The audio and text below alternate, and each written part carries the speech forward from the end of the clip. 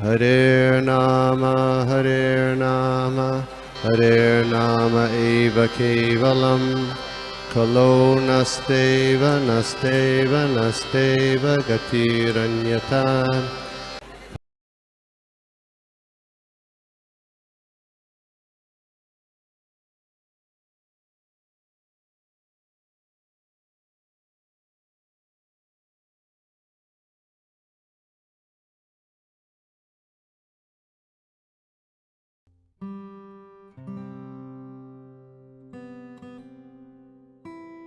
नंद प्रणाम सबके लिए। तो हम श्लोकाय करेंगे 3 बार। तो कैंटो 3 चैप्टर 22 टेक्स्ट 4। अतो हे अन्योन्यम् आत्मानं ब्रह्म क्षत्रं च रक्षतः रक्षति समाव्यायो देवः स यः सदसद् आत्मकः। अतो हि अन्योन्यम् आत्मानं ब्रह्म क्षत्रं च रक्षतः रक्षति समाव्यायो देवः स यः सदसद् आत्मकः। अतो हि अन्योन्यम् आत्मानं ब्रह्म क्षत्रं च रक्षतः रक्षति समाव्यायो देवः स यः सदसद् आत्मकः।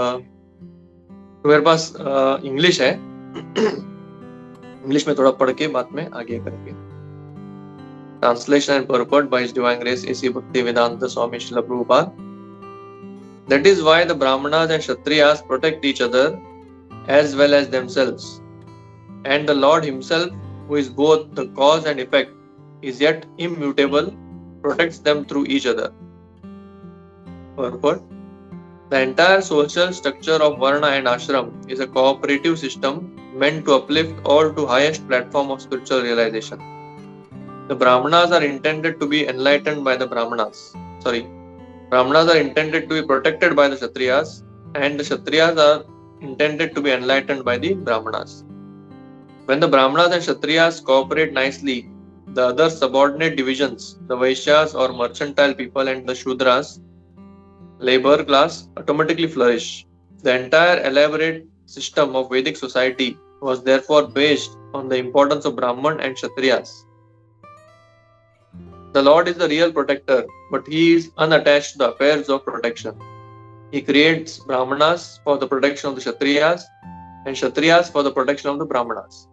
He remains aloof from all activities. Therefore, he is called Nirvikara, without activity. He has nothing to do. He is so great that he does not perform action personally, but his energies act. The Brahmanas and Kshatriyas and anything that we see are different energies acting upon one another. आगे का बात में पढ़ेंगे। ओम अज्ञानतिमिरन्धस्य ज्ञानाञ्जनशलाकया चक्षुरुन्मिलितं येन तस्मै श्रीगुरवे नमः। श्रीचैतन्यमनोभीष्टं स्थापितं येन भूतले स्वयं रूपः कदा मह्यं ददाति स्वपदान्तिकम्। वन्देऽहं श्रीगुरो श्रीयुतापदकमलं श्रीगुरून् वैष्णवांश्च श्रीरूपं साग्रजातां सहगणा रघुनाथान्वितं तं सजीवं साद्वैतं सावधूतं परिजनसहितं कृष्णचैतन्यदेवं श्रीराधा कृष्णपादान् सहगणा ललिता श्रीविशाखान्वितांश्च। नमो विष्णुपादाय कृष्णप्रेष्ठाय भूतले श्रीमते भक्तिवेदान्त स्वामिन्निति नामिने। नमस्ते सारस्वते देवे गौरवाणी प्रचारिणे निर्विशेष शून्यवादी पाश्चात्य देश तारिणे। नमो महावदन्याय कृष्ण प्रेम प्रदायते कृष्णाय कृष्ण चैतन्य नामिने गौरतृषे नमः। हे कृष्णा करुणा सिंधु दीनबंधु जगत्पते गोपेश गोपिका कांत राधा कांत नमोस्तुते। तप्त कांचन गौरांगी राधे वृंदावनेश्वरी वृषभानुसुते देवी प्रणमामि हरिप्रिये। वाञ्छाकल्पतरुभ्यश्च कृपा सिन्धुभ्येव च पतितानां पावनेभ्यो वैष्णवेभ्यो नमो नमः। जय श्री कृष्ण चैतन्य प्रभु नित्यानंद श्री अद्वैत गदाधर श्रीवासादि गौर भक्तवृंद। हरे कृष्णा कृष्णा कृष्णा हरे हरे, हरे राम राम राम हरे हरे। तो बहुत बहुत धन्यवाद आप सभी को मुझे इनवाइट करने के लिए। और आज मेरा सौभाग्य है कि मैं एक श्लोका पे बात करूंगा भागवतम के, जो 3.22.4 से है। और इसमें हम देखते हैं कि कैसे कर्दम मुनि और मनु इन दोनों का भेंट हुआ। और पहले कर्दम मुनि ने उनको ग्लोरीफाई किया, मनु महाराज को, कि उनके वजह से पूरा दुनिया इतना अच्छी तरह से चल रहा है। और क्योंकि वो क्षत्रिय है और वो पूरे राज्य को इतना अच्छी तरह से वो संभाल रहे हैं, और उनके प्रभाव की वजह से सभी मैनेजमेंट सही होता है, ब्राह्मण भी अपने धर्म को अच्छी तरह से कर सकते हैं। और अभी मनु जो है, मनु महाराज अभी कर्दम मुनि के लिए बात कर रहे हैं। वो बोल रहे कि क्षत्रिय और ब्राह्मण ये दोनों एक दूसरे को प्रोटेक्ट करते हैं, और ये भगवान का एक अरेंजमेंट है। तो भगवान एक्चुअली कैसा है, दोनों ये जो वर्ग है, एक तो है ब्राह्मणस, स्पेशली जो महान ऋषि है, और राज ऋषि, ये दोनों धर्म के प्रति बहुत ही डेडिकेटेड रहना चाहिए। मतलब पहले का वर्णाश्रम सिस्टम ऐसा था कि उसमें धर्म जो है वो प्रमुखता दिया जाता था। जिसे हम जानते हैं कि धर्म, अर्थ, काम, मोक्ष, ये चार जो इसको पुरुषार्थ बोलते हैं। और पंचम पुरुषार्थ तो चैतन्य महाप्रभु ने हमको दिया वो कृष्ण प्रेम। लेकिन सामान्यतः से ये चार पुरुषार्थ को माना जाता है। तो ये चार पुरुषार्थ में से जो धर्म है वो सबसे महत्वपूर्ण है, क्योंकि अगर एक व्यक्ति अर्थ भी कमाएगा तो भी उसको धर्म से कमाना चाहिए। और अगर वो इंद्र तृप्ति भी करेगा, काम या इंद्र तृप्ति और उसके जो भी अर्थ को अच्छी तरह से स्पेंड करना, वो भी धर्म से करना चाहिए। और धर्म से ही आगे जाके वो मोक्ष का पात्र बनता है। तो धर्म ये सेंट्रल पॉइंट है एक्चुअली। अगर अधर्म करेंगे तो नेचुरली एक व्यक्ति, अधर्मी व्यक्ति क्या होता है, उसके जीवन में बहुत सारे कष्ट आते हैं। अभी नहीं तो कभी न कभी आएंगे। उसका बीज रोपण हो जाता है सिंफुल एक्टिविटीज का, और पाप की वजह से एक व्यक्ति बहुत सारे कष्टों में गिरता है। तो ब्राह्मणों को और क्षत्रियों को दोनों का धर्म है या उनका कर्तव्य है कि वो पूरे प्रजा को धर्म के रास्ते पे रखे। तो ब्राह्मण जो है वो सत्वगुण में आते हैं, और जो एडमिनिस्ट्रेटर्स या जिसको बोलते राजा बोलते राजवर्ग, वो क्या करते हैं, वो रजोगुण में आते हैं, क्योंकि उनको झगड़ा करना रहता है, मतलब बहुत प्रोटेक्शन करना रहता है, एडमिनिस्ट्रेशन करना रहता है। और ये दोनों को क्या है, स्पेशली इधर अभी मनु महाराज बता रहे कि ऐसा नहीं है कि सिर्फ राजा ही हमको प्रोटेक्ट कर रहे हैं, ब्राह्मणों को प्रोटेक्ट कर रहे हैं, नहीं, ब्राह्मणों का प्रोटेक्शन भी है राजा के प्रति। वो कैसे है, उनको धार्मिक रास्ते पे रखना, उपदेश देना, पढ़ाना, और उनको सही मार्ग में रखना। तो इसलिए दोनों वर्गों को पहले ब्रह्म ऋषि और राज ऋषि भी बोला जाता था। स्पेशली हम भगवत गीता में बोलते हैं, देखते हैं कि कैसे भगवान बताते हैं कि ये राज ऋषियों को मैंने ज्ञान दिया था। राज ऋषियो विदु स काले नेव महता योग नष्ट परंतप। राज ऋषि मतलब वो सिर्फ राज्य करने में आतुर नहीं है, लेकिन वो ऋषि के समान ही है, आध्यात्मिक रूप से बहुत प्रगत है।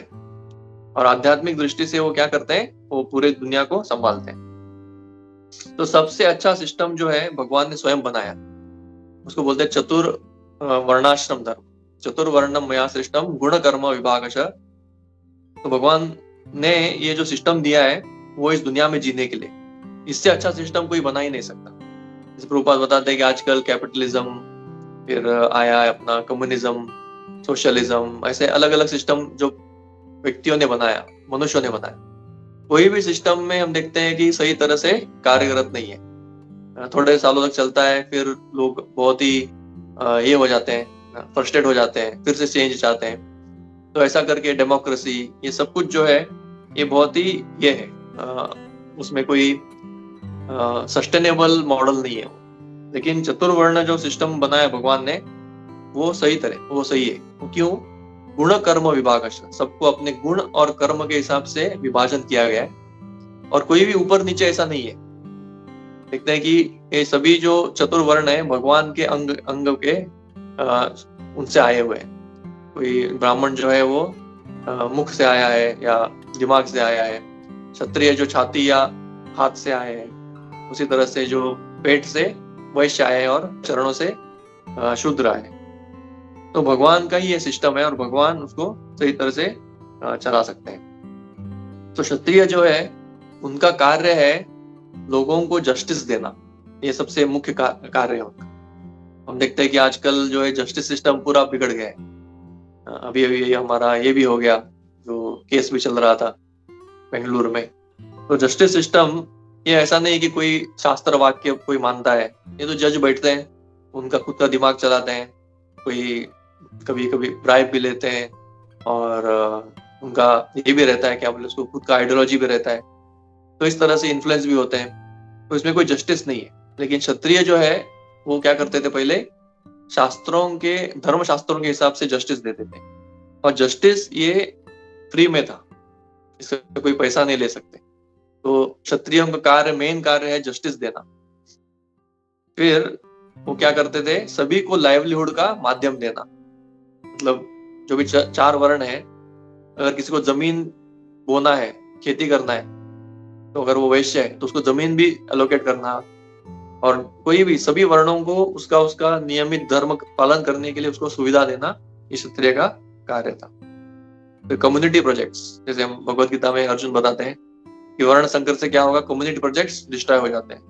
कम्युनिटी प्रोजेक्ट्स मतलब जैसे कुएं खोदना, तालाब बनाना, नदियों पे घाट बांधना, रास्ते बनाना, फॉरेस्ट को बढ़ाना या कम करना, ये सभी जो है कम्युनिटी प्रोजेक्ट्स है, जिससे पूरा समाज में जो सार्वजनिक रूप से होता है वो कम्युनिटी प्रोजेक्ट्स। फिर मेन है protection from rogues and thieves, cheater और लुटेरो और इनसे बचाना। ऐसा बोलते कि जैसे जब ये महान राजा थे, जैसे परीक्षित महाराज हो और स्वयं रामचंद्र जी और ये सभी ऋतु महाराज, तो उनसे इतना लोग डरते थे, मतलब ये लोग कौन, लुटेरे वगैरह, कि कोई भी व्यक्ति डेयरिंग नहीं कर सकता था कि किसी को चीटिंग करे, क्योंकि उनके अगर वो तलवार लेके खड़े होते हैं तो उनके सामने कोई चीटर और ये सब रुक नहीं पाते थे। तो एक भगवान प्रभुपाद बताते हैं कि क्षत्रियों के लिए वायलेंस इंपॉर्टेंट है, सिर्फ उसको सीखना चाहिए कि कैसे वायलेंस लगाना है, किस दिशा में उसको यूज करना है। तो उसके वायलेंस से क्या होता है, ये सभी जो पूरा प्रजा है वो प्रोटेक्टेड रहता है चीटर्स और रॉबर्स से। तो इस तरह से वो घूमते थे पूरे अपने एरिया में, और उसी तरह से फॉरेस्ट एनिमल्स को भी कंट्रोल में रखना शिकार करके, ताकि जो खेती वो अच्छी बनाए। जैसे हम देखते हैं कि बहुत बार कोई खेती करेंगे तो अगर इनका पॉपुलेशन बहुत बढ़ गया, जैसे बंदरों का और हरणों का और वाइल्ड काउस, गिर गाय, ये सब बहुत बढ़ गया, तो क्या होता है, वाइल्ड सुअर, ये पूरा खेती को खराब करते हैं। तो इससे बहुत उपद्रव भी हो सकता है। इसलिए जो शिकार करके वो इसको भी, जैसे फार्मर्स जो जाके क्षत्रियों को बोलते थे कि हमारे एरिया में बहुत बढ़ गया है और हम कंट्रोल नहीं कर पा रहे, तो ब्राह्मण और बाकी के वर्ण उनको नहीं मारते थे, क्षत्रिय उनको ये करते थे, कंट्रोल में रखते थे। फिर 5 वीक सेक्शंस जो है, जो हम जानते हैं कि स्त्री, बच्चे, बूढ़े, ब्राह्मण और गाय, ये पांचों को संरक्षण देना क्षत्रियों का काम था। और उसी तरह से चैरिटी देना ब्राह्मणों को और स्टूडेंट्स को, ताकि बहुत सारे स्कूल्स भी, एजुकेशन भी फ्री था वैदिक इसमें, तो जस्टिस फ्री था, एजुकेशन फ्री था। तो ये फ्री रखने के लिए वो चैरिटी कौन करते थे, क्षत्रिय करते थे, ताकि ब्राह्मण जो टीचर्स हैं वो ज्यादा बॉदर न करे अपने व्यवसाय के लिए, सिर्फ एक क्षत्रिय उसको सप्लाई करते थे। और उसी तरह से जो स्टूडेंट्स हैं उनका भी जो गुरुकुल है वो चलता रहता था। तो ये हो गया क्षत्रियों का कर्तव्य, और क्षत्रिय कैसे ब्राह्मणों को और धर्म को प्रोटेक्ट करते हैं। लेकिन ब्राह्मणों का भी बहुत बड़ा रोल है, क्योंकि ब्राह्मण जो है वो भगवान के सिर माने जाते हैं। मतलब भगवान के जो वेद है वो ब्राह्मणों को दिया हुआ है। और ऐसा प्रभुपाद एक परपट में लिखते हैं, आई थिंक 2.7 चैप्टर में, 7 चैप्टर में तो लिखते हैं कि जो राजा थे उनके लिए ब्राह्मण कैसे थे, काउंसलर की तरह थे, या एडवाइजर या मिनिस्टर। और उनका एडवाइस कैसा था, फ्री एंड सेल्फलेस एडवाइस। जैसे एक व्यक्ति फ्री रहता है, कोई पगार के अंडर नहीं, कोई उनको मोटिवेशन नहीं है, अल्टीरियर मोटिवेशन नहीं है, तो वो व्यक्ति फ्रीली एडवाइस दे सकता है, कभी निंदा भी कर सकते हैं। तो ब्राह्मण क्षत्रियों को निंदा भी कर सकते थे, नहीं तुम ठीक नहीं कर रहे हो, धर्म से बिछड़ रहे हो, और क्षत्रिय उनको पनिश नहीं कर सकते, दे वर फ्री टू स्पीक। तो ब्राह्मणों का जो मेन उद्देश्य था दिशा दिखाना, सभी वर्णों को दिशा दिखाने का कार्य ब्राह्मणों का है, इसलिए वो बहुत ही इंपॉर्टेंट माना जाता है कर्तव्य। और उसके लिए वो फ्री रहते थे, सेल्फलेस रहते थे, क्योंकि बहुत सिंपल है और ये और बहुत नॉलेजेबल। उनका एडवाइस जो था वो पूरे वैदिक सिस्टम से मैच होता था, या वैदिक सिस्टम के प्रभाव से आता था। जैसे कोई भी चीज डिसीजन लेने के लिए एक व्यक्ति को क्या चाहिए, समय का ज्ञान चाहिए, जिसको ज्योतिष बोलते हैं, ऑस्पिशियस टाइम और इनऑस्पिशियस टाइम। जैसे अगर कोई युद्ध कर रहा है तो सही समय है तो वो जीतेगा, उस तरह से वो ज्योतिष देखते थे, वास्तु देखते थे, आयुर्वेद का ज्ञान था, और मिलिट्री फाइटिंग, इसको धनुर्वेद बोलते हैं, वो था। धर्मशास्त्र जो है पूरा लॉ, कर्तव्यों का ये सब था। वैदिक यज्ञ करना, निमित्त ज्ञान, तो ये सभी जो ज्ञान था वेदों का, ये जो ब्राह्मण वो अपने पास रखते थे, और उसको यूज करते हुए वो क्षत्रियों को प्रोटेक्ट करते थे। तो हम जानते हैं कि इतिहास में कई सारे ये स्टोरीज है कहाँ पे ब्राह्मण ने क्षत्रियों को प्रोटेक्ट किया, उनको एडवाइस दिया। ऑलमोस्ट सबको चाहिए ये, मतलब जरूरत है ही। तो इसलिए मनु महाराज बता रहे हैं कि सिर्फ हम आपको प्रोटेक्ट नहीं कर रहे, बल्कि ब्राह्मण कुल भी क्षत्रियों को प्रोटेक्ट कर रहा है, क्योंकि धर्म के बिना ये जो प्रकृति है वो कोऑपरेट नहीं करेगा। जैसे समाज में अधर्म बढ़ता है तो अपने आप से भूख और अतिवृष्टि, अनावृष्टि, सुनामी, भूकंप, ये सब होने लगता है, अनाज कम होने लगता है, लोगों का व्यवहार कम होता है, क्योंकि ये जो धर्म से ही क्या होता है, पूरा प्रकृति चल रहा है। अन्नात् भवन्ति भूतानि पर्जन्यात् अन्न संभव, यज्ञात् भवन्ति पर्जन्यो यज्ञ कर्म समुद्भव। तो गीता में ऐसा बोला गया है, आवश्यकता जो है अन्न का है वो बारिश से आता है, और बारिश जो है वो आता है यज्ञ से, और यज्ञ आता है स्वधर्म करने से। तो ये सभी चीज जो है ये ब्राह्मणों का कार्य है कि उसको सही दिशा में बनाए रखे, यज्ञ करते रहे, स्वधर्म सिखाते रहे बच्चों को। तो इस तरह से वो सामाजिक दृष्टि को सही रखते हैं। तो जैसे हम जानते हैं कि वेण महाराज का स्टोरी आता है, जहाँ पे वो बहुत ही क्रूर व्यक्ति थे। पृथु महाराज के पिता है, और इतने क्रूर थे कि वो एक समय पे वो इतना अपना हद पार कर चुके कि स्वयं को भगवान घोषित करती और बोले कि अभी विष्णु का यज्ञ बंद कर दो, और मैं ही भगवान, मैं ही सबका, मैं ही ये करूंगा, मेरा ही पूजा करना चाहिए। तो तभी ब्राह्मणों ने सोच लिया कि ये व्यक्ति राज्य करने के लायक नहीं है। तो उन्होंने सिर्फ हुंकार से, मतलब एक हुंकार उच्च ध्वनि है, उससे वेण का ये कर दिया, हत्या कर दिया या उसको मार दिया। तो ये मारने से क्या हो गया कि उनको समझ में आया कि ये पात्रता नहीं है इसका राजगद्दी पे बैठने के लिए। मतलब इतना पावरफुल ब्राह्मण थे वो कि राजा को भी वो मतलब राजगद्दी को चेंज कर सकते थे। लेकिन उसके बाद क्या हुआ कि वो सोचे कि अगर राजा नहीं है तो वो भी बहुत बड़ा समस्या है, किसी न किसी को राज्य करना पड़ेगा। तो ब्राह्मण लोग राज्य नहीं करते। उन्होंने अभी सोचा कि इसका जो ये है वंश है, बहुत ही महान वंश है वेण महाराज का, डायरेक्ट स्वयंभू मनु से शुरू हुआ वंश है, तो वो वंश को हम तोड़ नहीं सकते। तो इसलिए क्या करेंगे, इसी के शरीर से एक राजा को उत्पन्न करें।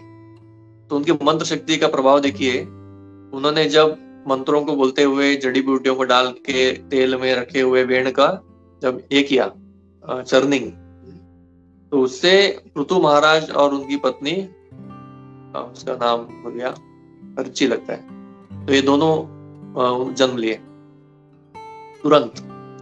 तो हम देख सकते हैं कितना तुरंत बड़े हो गए, मतलब बड़े आकार में जन्म ली। तो ये प्रभाव था ब्राह्मणों का और उन्होंने तुरंत अपना राजगद्दी संभाला। वैसे भगवान रामचंद्र का ये है, जब उनके इसमें अकाल पड़ा था तो उन्होंने भी ब्राह्मणों को कंसल्ट किया। वैसे तो सर्वज्ञ है, फिर भी ये लीला के रूप में उन्होंने किया। दशरथ महाराज, उनके इसमें जब 12 साल का अकाल पड़ा था, उसी के साथ साथ जब उनको वंश नहीं हो रहे थे तो भी उन्होंने ब्राह्मणों का सहायता लिया और ब्राह्मणों से उन्होंने यज्ञ करा के, फिर हम जानते कि चारों जो ये है वो एक ही है, 4 पुत्र उनको प्राप्त हुए। फिर हम देखते हैं कि कैसे आगे लेटेस्ट इसमें भी इवन यवन लोग जो है अभी जब राज करते थे तो वो लोग भी ब्राह्मणों को अपने इसमें मिनिस्टर लेते थे। तो उदाहरण तो है ही हमारे स्वयं के 6 गोस्वामी, जो सनातन गोस्वामी और रूप गोस्वामी। तो ये इतने प्रभावशाली थे, उनको एक जो नवाब हुसैन शाह थे उनको किसने बताया, उनके एडवाइजर ने, कि अगर आपको ये राज्य करना है अच्छी तरह से और स्पेशली हिंदुओं के ऊपर करना है तो आपको ये 2 व्यक्ति को रखना पड़ेगा अपने इस पे मिनिस्ट्री में। उनको रखेंगे तो आपको कोई मुश्किल नहीं आएगी। तो इतने वो प्रभावशाली थे। तो हुसैन शाह ने बताया कि हमको आपको मंत्री बनना है। ये दोनों ने मना कर लिया, वो यौवन में क्यों नौकरी करेंगे। लेकिन फिर नवाब हुसैन शाह ने बोला कि अगर आप नहीं मानेंगे तो मैं हिंदू धर्म को बहुत तकलीफ दूंगा, अगर आप लोग मान लिया तो मैं आपको आसानी से जीने दूंगा सबको। तो इसकी वजह से ये दोनों को सेक्रीफाइस करना पड़ा और उन्होंने ये किया, ये राज्य संभाला। तो बहुत बड़े पद पे थे। उसी तरह से चाणक्य पंडित और शिवाजी महाराज, ये सब के इसमें एक क्षत्रिय जो है हमेशा एक ब्राह्मण को रखना ही पड़ता है ताकि वो क्या करे, वो सत्व गुण एडवाइस दे। तो इस तरह से हम देखते हैं कि जो पूरा वर्णाश्रम है उसमें दोनों एक दूसरे पे डिपेंड है और ये दोनों ऊपर के जो विभाजन है क्षत्रिय और ब्राह्मण, ये सही बने रहेंगे तो अपने आप वैश्य और जो शूद्र है उनको कोई पर्याय नहीं, वो अपने आप से सही रहेंगे। क्योंकि चीटिंग और ये सब शुरू होता है क्षत्रिय कैटेगरी से। अगर वो लोग चीटर बन गए फिर नीचे का क्या, फिर कोई प्रोटेक्शन ही नहीं है। तो वैसे इधर ये पर्पट हम देखते हैं। फिर उसी तरह से हम अपने मॉडर्न जो अभी इस्कॉन सिनारियो है, अभी हम बोल सकते हैं कि ये सब तो बहुत पुराने, अभी क्षत्रिय भी नहीं है, शूद्र भी नहीं है और वैश्य भी नहीं है और ये सब कुछ है नहीं, सेटअप बहुत कम है। तो वैसे प्रभुपाद बताते हैं कि ये सेटअप तो कोई पूरी तरह से निकाल नहीं सकता, करप्ट हो जाएगा लेकिन फिर भी ये सेटअप ही रहेगा क्योंकि इसके बिना तो चलेगा नहीं। जैसे एक शरीर जो है उसमें ये 4 अंग चाहिए ही चाहिए, सर चाहिए, हाथ चाहिए, पैर चाहिए और पेट चाहिए, वही शरीर है। समाज में भी ये चीज चाहिए।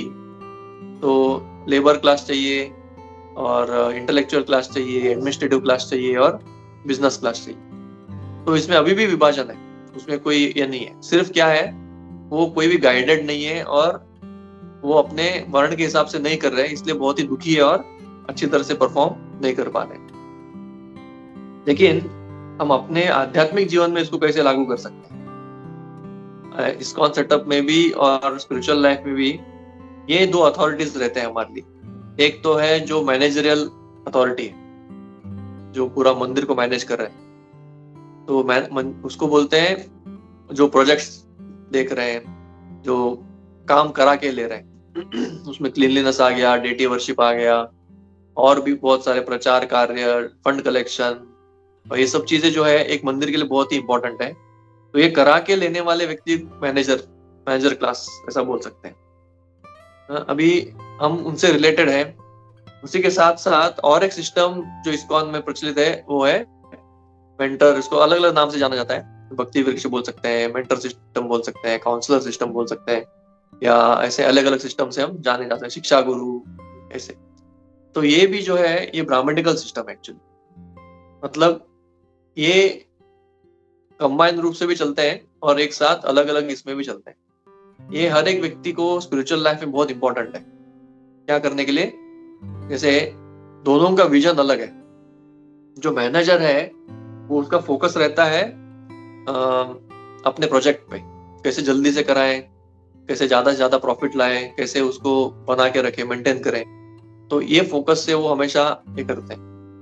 और जो मैनेजर, जो ब्राह्मणिकल क्लास है, जो स्पिरिचुअल गाइडेंस देते हैं, उनका मेन उद्देश्य रहता है कि कैसे इसको आध्यात्मिक प्रगति में बनाए रखे, वो खुश कैसे रहे स्पिरिचुअल लाइफ में, वो सुखी, well situated in his balanced way, भक्ति कैसे करे, ये हेतु से वो करते हैं। तो हमारे लिए दोनों इंपॉर्टेंट है और दोनों को मिक्स नहीं करना चाहिए, या दोनों को हम कंफ्यूज नहीं करना चाहिए कैसे ये और वो। जैसे समझिए हमको जब एडवाइस चाहिए, हमको भी काउंसलर के पास जाते हैं या अपने मैनेजर के पास जाते हैं, तो जब मैनेजर के पास जाएंगे तो मैनेजर का अप्रोच अलग रहेगा। उनका अप्रोच कैसे रहेगा कि ये मैं जो एडवाइस दूंगा उससे मेरा कैसा लाभ होगा, या एक तरह से ऐसा नहीं बोल सकते वो सेल्फिश है, वो एक अलग दृष्टिकोण है। जैसे समझो एक व्यक्ति जो डिवोटी है, उसने समझो बोला कि मुझे थोड़ा ब्रेक चाहिए, मुझे अभी थोड़ा पढ़ाई में ध्यान देना है, तो तुरंत मैनेजर को थोड़ा ये लगने लगता है, अरे मेरा एक व्यक्ति चला जाएगा तो मेरा सेवा कौन देखेगा। तो उसको बोल सकता है कि नहीं नहीं, आप पढ़ाई थोड़ा इतना इंपॉर्टेंट नहीं है, सेवा बहुत इंपॉर्टेंट है, प्रभुपाद ने बोला है सेवा करो। तो ऐसा करके उसका एडवाइस हो सकता है और बाद में उसका अलग रिजल्ट आ सकता है। उसी तरह से अगर कोई व्यक्ति समझो कोई जा रहा है उसको मैरिज काउंसलिंग के लिए, तो वो देखेंगे कि अरे ये तो इसको तो मैरिज होना है, बहुत अच्छा लड़का दूसरे कांग्रेगेशन में या दूसरे क्षेत्र में, एरिया में, लेकिन अगर वो चली जाएगी तो फिर मेरा सेवा में एक व्यक्ति कम हो जाएगा। तो वो बोल सकता है कि नहीं, इधर ही कोई शादी कराएंगे। तो एक तरह से थोड़ा क्या होता है, मैनेजरियल व्यू पॉइंट से एक अलग एडवाइस हो सकता है, लेकिन सेल्फलेस और सिर्फ एक व्यक्ति का हित देखने के लिए एक व्यक्ति को डिटैच रहना चाहिए या सेल्फलेस रहना चाहिए, तभी एक व्यक्ति अच्छी तरह से गाइडेंस दे सकता है। जैसे समझो एक व्यक्ति को उस व्यक्ति से कुछ लेना देना है नहीं, लेना देना है नहीं मतलब क्या, मटेरियल इसमें बोल रहे हैं रिजल्ट्स में, तो वो व्यक्ति को क्या कर सकता है, बहुत सेल्फलेसली गाइड कर सकता है। वो बोल सकते हैं नहीं अभी आपके लिए ये अच्छा है, अभी आपके लिए सही है। तो इसलिए एक व्यक्ति को एक ब्राह्मणिकल गाइड बहुत इंपॉर्टेंट है, जिसको जो बहुत ही मैच्योर है, खुद सत्व गुण में है और जानता है क्या किस समय पे क्या सही है, और उसके साथ साथ उसको भी उसके डिसीजन से कुछ ये नहीं बेनिफिट नहीं है, नुकसान भी नहीं है, तो वो बहुत अच्छी तरह से गाइड कर सकते हैं। तो ऐसे एक व्यक्ति को क्या करना चाहिए, ये एक ब्राह्मणिकल गाइडेंस इंपॉर्टेंट है। अभी इसमें थोड़े से इंपॉर्टेंट चीजें कैसे है, एक काउंसलर और एक जो ब्राह्मणिकल गाइड जिसको हम बोलते हैं, उसके थोड़े बहुत इंपॉर्टेंट कार्य है। वो क्या हो जाता है, एक बहुत अच्छा कार्य करता है दो व्यक्तियों के बीच में गैप फिल करने के लिए। जैसे मैनेजर और एक डिवोटी, कांग्रेगेशन हो या ब्रह्मचारी हो या कोई भी, उनके बीच में एक व्यक्ति चाहिए जो व्यक्ति क्या करे, उनके बीच में फ्रिक्शन को रोके। क्योंकि बीच बीच में क्या होता रहता है, क्योंकि वो सेवा का कार्य होता है और थोड़ा बहुत पैशनेट रहता है, तो बीच बीच में संबंधों का ये होना बहुत पॉसिबिलिटी है, संबंधों का घर्षण होना। तो इसलिए अगर एक व्यक्ति हो जो दोनों तरफ से संभाले, दोनों को दिखाए कि नहीं ये भी इंपॉर्टेंट है, ये मैनेजर जो बता रहे हैं वो सही है, और अभी आपका ये भी प्रायोरिटी है, तो दोनों को अगर सही दृष्टिकोण दिखाए तो दोनों का रिलेशन अच्छा बना रहता है। उसी तरह से जो गुरु है, गुरु और एक कांग्रेगेशन डिवोटी के बीच में एक मैच्योर ये चाहिए, पाया मीडियम, क्योंकि गुरु आसानी से एक्सेसिबल नहीं है, और एक्सेसिबल है अगर समझो एक दो बार मिले भी तो पूरी तरह से हमारा हृदय भी हम खोल नहीं सकते, क्योंकि बहुत ऑ एंड रेवरेंस रहता है, बहुत ही एक उच्च पद का ये रहता है। तो इसलिए एक व्यक्ति को बीच में कोई चाहिए जो बहुत एक्सेसिबल हो, और उनको ये गुरु का जो कृपा है, वो गुरु का कृपा को वो दिखाए उसको। क्योंकि बहुत सालों बाद कभी लगने लगता है क्या मैं सेवा कर रहा हूँ, गुरु को पता भी है क्या मैं इतना ये कर रहा हूँ, मेरा संघर्ष चल रहा है, वो गुरु को पता है। तो ये सब बताने के लिए, उनको अच्छी तरह से गाइड करने के लिए और एंथुसियास्टिक रखने के लिए बीच में एक ब्राह्मणिकल अगर व्यक्ति रहेगा जो सही तरह से फिलॉसफी जानता है, तो वो व्यक्ति उसको क्या कर सकते हैं, शुरुआत के दिनों में ऐसे अच्छे गाइड कर सकते हैं कि वो एंथुसियास्टिक रहे।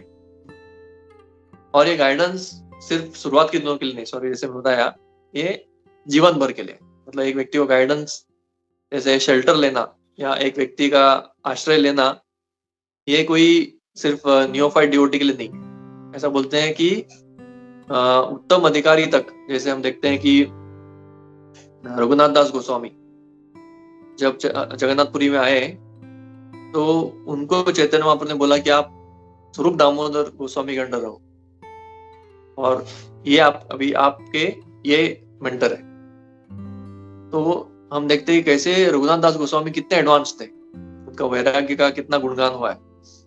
लेकिन उन्होंने ऐसा नहीं बोला कि नहीं अभी मैं इतना सब कुछ जानता हूँ, मैं डायरेक्ट चैतन्य महाप्रभु से भी पूछ सकता हूँ, या मैं अभी बहुत एडवांस हूँ, मुझे सब आता है। ऐसा नहीं बोला। उन्होंने हमेशा जो भी है वो स्वरूप दामोदर गोस्वामी के पास जाते थे। कुछ क्वेश्चंस भी है तो उनको ही पूछते थे, और वो जाके चैतन्य महाप्रभु को उनके तरफ से पूछते थे। तो हम देखते हैं कैसे एटिकेट है।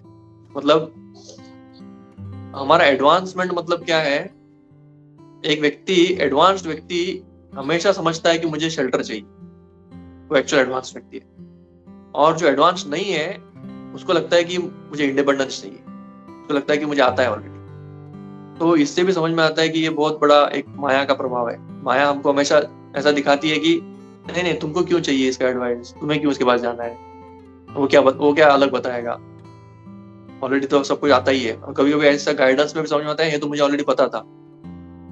तो ये जो एटीट्यूड है ये बहुत ये है, अच्छा नहीं है, मतलब समझना चाहिए कि ये रिस्की है। तो एडवांसमेंट मतलब क्या, एक एडवांस्ड व्यक्ति हमेशा किसी के अंडर रहने का, किसी शेल्टर्ड या किसी के आश्रय लेने का प्रयास करता है। तो और एक है shelter on behalf of Krishna. ब्राह्मण जो है वो डायरेक्टली भगवान से कनेक्टेड रहते हैं, ऐसा जानना चाहिए। और वो भगवान का जैसे सुपर सोल जो है हम डायरेक्टली एक्सेसिबल नहीं। तो इसलिए क्या करना चाहिए, शास्त्रों को और सुपर सोल से कनेक्ट होने के लिए एक व्यक्ति चाहिए जो खुद इतना मैच्योर हो या खुद ऑलरेडी बहुत नॉलेजेबल हो। तो वो क्या कर सकते हैं, हम जानते हैं कि हाँ वो सही दृष्टिकोण दिखाएंगे, अभी भगवान कृष्ण का ये आपके लिए प्लान है। क्योंकि हमारे जीवन में कभी भी उथल पुथल हो सकता है। ये जो पूरा मटेरियल वर्ल्ड बनाया ही है ऐसा है कि जो कभी स्टेबल नहीं है। और हर एक व्यक्ति के जीवन में अलग अलग फेजेस आते हैं, शादी, डेथ, बर्थ और डिजीज और फाइनेंशियल प्रॉब्लम्स, रिलेशनशिप प्रॉब्लम्स, ये आना ही है। तो जब ये आते हैं तो तभी भगवान कृष्ण के दृष्टिकोण, गुरु का आश्रय, ये सब लेने के लिए एक व्यक्ति चाहिए जो उसको दिखाए कि ये आपके लिए ये प्लान है। और ये करेंगे तो आपको स्पिरिचुअल एडवांसमेंट के हिसाब से आपको सबसे अच्छा है। तो स्पिरिचुअल एडवांसमेंट को लक्ष्य में रखते हुए एक एडवाइस देना, ये जो है ये ब्राह्मण का कर्तव्य है। तो इसलिए इधर क्षत्रिय बता रहे हैं, मतलब मनु महाराज बता रहे हैं कर्दम मुनि को कि आपका प्रोटेक्शन जो है वो हमारे लिए बहुत इंपॉर्टेंट है। क्योंकि ब्राह्मण है और ब्राह्मण जो है वो वेदों का ज्ञाता है, और इसलिए आपके प्रोटेक्शन के अंडर जो क्षत्रिय रहेंगे वो हमेशा सक्सेसफुल रहेंगे, धार्मिक रहेंगे, और कभी भी उनका स्पेशली पतन नहीं होगा। मतलब कैसे, अधर्म नहीं करेंगे, और अधर्म नहीं करेंगे तो पतन नहीं होगा, क्योंकि वो बने रहेंगे अपने धार्मिक पोजीशन में पुण्य के रूप में। तो ये इम्पोर्टेंट है। जैसे भगवान भी इसको बहुत अप्रिशिएट करते हैं। एक छोटा सा लीला बताएंगे, उसमें देखते हैं कि कैसे भगवान ब्राह्मण को इतना अप्रिशिएट करते हैं कि वो स्वयं उसको बनाए रखते हैं, उनका डिसीजंस को, उनके इसमें इंटरफेयर नहीं करते। जैसे हम जानते हैं कि बलि महाराज का लीला, बलि महाराज का लीला में एक्चुअली फाइटिंग हो रहा है इंद्र और इसका बलि महाराज का। लेकिन आगे आगे जैसे लीला बढ़ता है हम देखते हैं कि एक्चुअली इसमें मेन किरदार है कौन, शुक्राचार्य और भृगु मुनि के बीच जो ब्राह्मण के वंश है। तो इंद्र जो है वो अपने गुरु का अनादर करने से क्या होता है, उनका जो ऑपुलेंस है वो छीन गया, वो चला जाता है। और उसी के अगेंस्ट बलि महाराज जो है वो अपने गुरु को फॉलो करने की वजह से और उनको प्रसन्न करने की वजह से उनका जो ये है स्वर्ग है उनको वापस मिल जाता है, और वो पूरे तीनों लोगों के राजा बन जाते हैं। फिर जानते हैं कि कैसे ये भगवान अदिति को प्रसन्न होते हैं, तो अदिति को, अदिति अदिति पयोव्रत करती है, और अदिति को भगवान बताते हैं कि मैं इनसे छीन नहीं सकता बलि महाराज से। क्यों? क्योंकि उनके ऊपर किसका आशीर्वाद है? ब्राह्मणों का आशीर्वाद है। तो इससे जानते हैं कि कैसे भगवान चाहे तो लड़ सकते थे, वो फाइटिंग करके ले सकते थे, बलि महाराज से छीन सकते थे, लेकिन भगवान ने क्या किया? वो चीटिंग किया। चीटिंग मतलब ये अलग लीला है। उन्होंने क्या किया? ऐसा सिचुएशन बनाया कि स्वयं बलि महाराज दे दे उनको, मतलब ब्राह्मण भी कुछ नहीं कर सकते। तो उसी तरह से वो फाइटिंग करके नहीं लिए, छीने नहीं, उन्होंने ऐसा लीला किया जिससे वो जैसे बलि महाराज ने शुक्राचार्य को कुछ बोला, शुक्राचार्य ने शाप दे दिया कि आपका सब चला जाएगा। तो ऐसा होने के बाद वो पूरा ऑपुलेंस आया। तुम देखते हैं कैसे ब्राह्मण के कल्चर को भगवान बहुत मेंटेन करते हैं, इसलिए भगवान का नाम ही है गो ब्राह्मण हिताय च। तो हमारे जीवन में भी हमको ऐसे ब्राह्मणिकल क्वालिटी कल्टीवेट करना है। प्रभुपाद बताते थे कि मेरा मिशन है कि हम लोग अच्छे ब्राह्मण बनाए। ऑफ कोर्स इसमें वैष्णव आर नेचुरली ब्राह्मणास, वैष्णव मतलब जो व्यक्ति सत्वगुण में है, वैष्णव तो शुद्ध सत्व में है, तो वो बनाने का प्रभुपाद का एक मिशन था। तो आगे प्रभुपाद, मैं सिर्फ प्रभुपाद का एक ओवरव्यू देता हूँ ताकि अभी ये कर सकते हैं, समय हो गया। तो इधर प्रभुपाद बताते हैं कि भगवान जो है वो इज इंडिपेंडेंट, वो खुद कुछ नहीं कर रहे लेकिन दोनों से करा रहे, क्षत्रियों से और ब्राह्मणों से, और इस तरह से वो सबके हृदय में एक सुपर सोल के रूप में रहता है। तो जैसे बॉडी फंक्शन करने के लिए सभी अवयव अगर अच्छी तरह से कोऑपरेट करेंगे तो बॉडी स्वस्थ रहता है। तो भगवान जो है क्या करते हैं, जब सभी अपना अपना धर्म कर रहे हैं तो बहुत प्रसन्न हो जाते हैं, और उस तरह से भगवान स्वयं प्रोटेक्ट करते हैं पूरे समाज को। तो वो समाज खुश रहता है जिसमें ये सभी चीज अच्छी तरह चलते हैं, अपना वर्णाश्रम चल रहा है और ये 5 लोगों का प्रोटेक्शन होता है, गाय, स्त्रियां, बूढ़े, और इन सबका आदर सम्मान होता है। तो भगवान उसको बहुत ऑपुलेंस देते हैं। ठीक है, तो मेन इसमें ये हो गया। आप आगे का पर्पट खुद से पर्सनली पढ़ सकते हैं। बहुत बहुत धन्यवाद। हरे कृष्णा। जो कोई प्रश्न है तो हम ले सकते हैं।